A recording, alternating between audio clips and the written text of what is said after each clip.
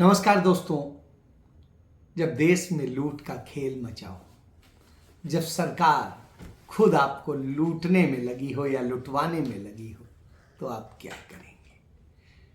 अब घर बनाना आसान तो नहीं रहा, पहले भी नहीं था, लेकिन अब और कठिन किया है। क्यों? क्योंकि अडानी साहब ने, मोदी जी के क्या हैं आप सब जानते हैं, उन्होंने इस देश की सीमेंट उद्योग में मोनोपोली स्थापित कर ली है। अंबुजा सीमेंट हो, एसीसी हो, सांघी सीमेंट हो, सबको उन्होंने खरीद लिया है। ओरिएंट सीमेंट हो, उसको खरीदने वाले हैं। इस तरीके से उन्होंने कर लिया। तो अब इसके बाद क्या हुआ? इसके बाद हुआ ये कि जो सीमेंट का बनाने का जो सारी कीमत है, सामान है, वो 50% तक सस्ता है। 50% सस्ता हो गया। और जो 50% सस्ता हो गया, तब सीमेंट के दाम 20% बढ़ जाते हैं। तो साहब, ये महान कृपा जो है हमारे मोदी जी ने कर दी। और मोदी जी की इस कृपा का फल ये हो रहा है कि इस देश में अब आप यदि सोचते हो कि घर बना लेंगे तो भूल जाइए, क्योंकि ये घर बनाना अब आसान नहीं है। क्योंकि मोदी जी ने एक नफरत का माहौल बनाया है।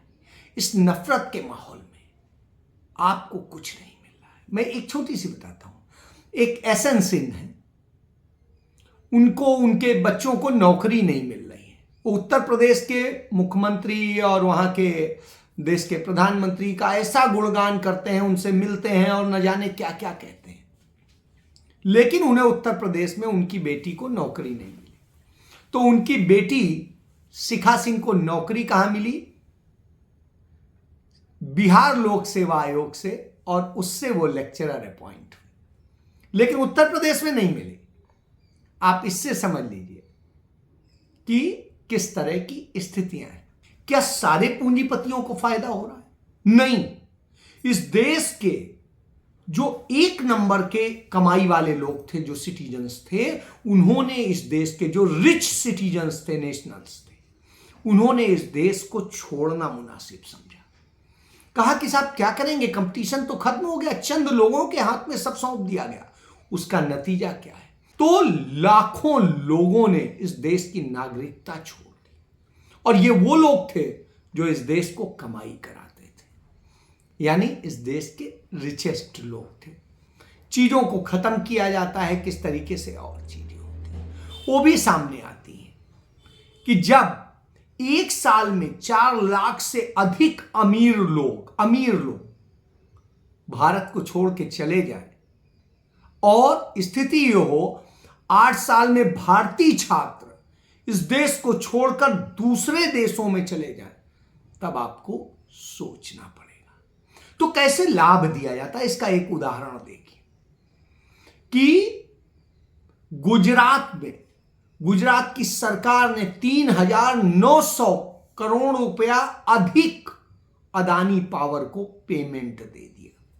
क्यों पेमेंट दे दिया? कोई कारण मौजूद नहीं, लेकिन उन्होंने जो उनका बिल था उससे भी 3,900 करोड़ रुपया ज्यादा पेमेंट कर दिया। आज मुझे एक शख्स मिला, कॉन्ट्रैक्ट पे बेचारा नौकरी कर रहा है सरकार।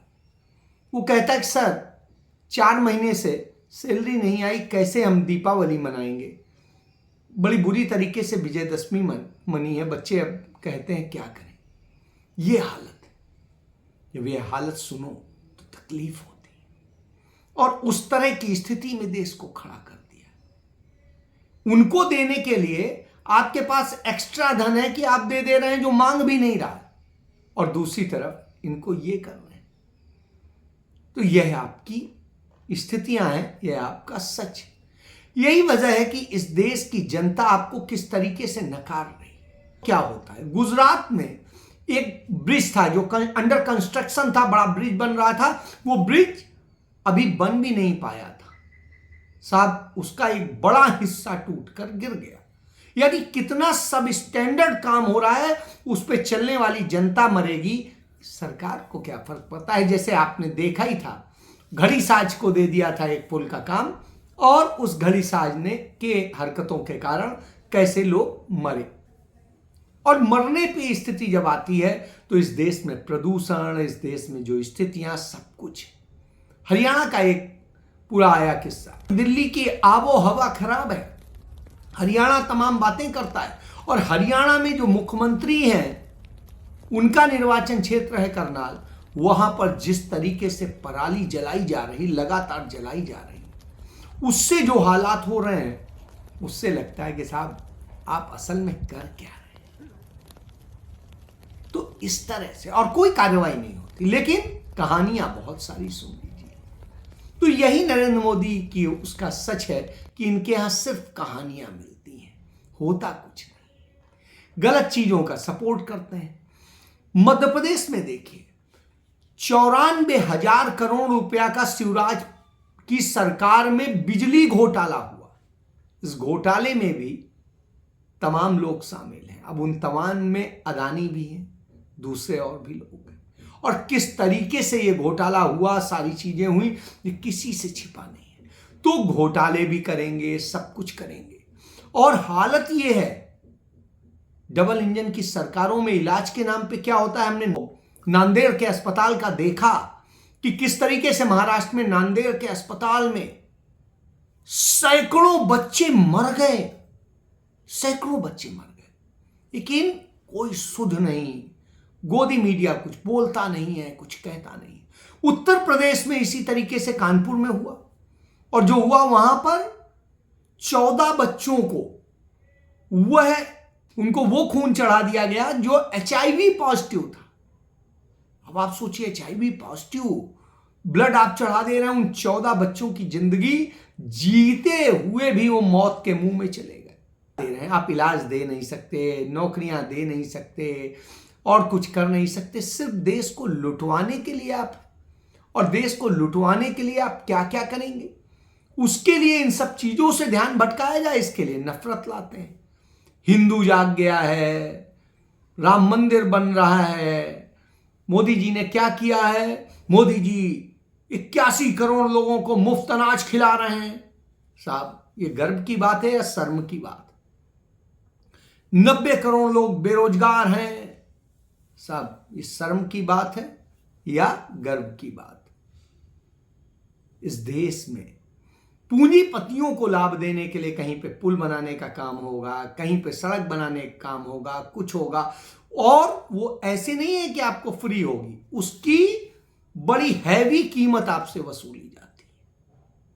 कुछ किलोमीटर का एक पैच बनाया जाता है, एक वो बनाई जाती है, एक ट्रेन चलाई जाती है, साहब कह दिया रैपिड ट्रेन, जो कांग्रेस के समय में पास हुई थी, और उस समय से इन्होंने काम रोके रखा। अब जब किया तब उसके बाद में स्थिति यह है 17-18 किलोमीटर की वो, और उसका उद्घाटन ऐसे किया गया कि देश में मिनी बुलेट ट्रेन चल गई।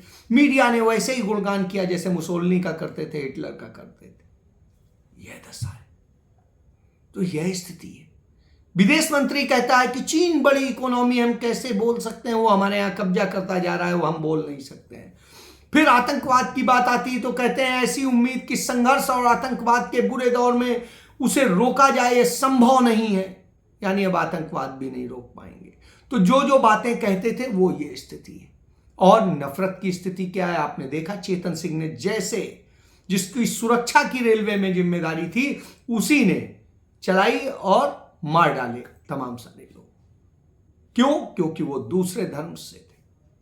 तो नफरत और ये स्थिति, आदिवासियों के ऊपर पेशाब करेंगे, कहीं पीटेंगे, कहीं उनको नग्न करेंगे, महिलाओं को उनकी, और न जाने क्या क्या।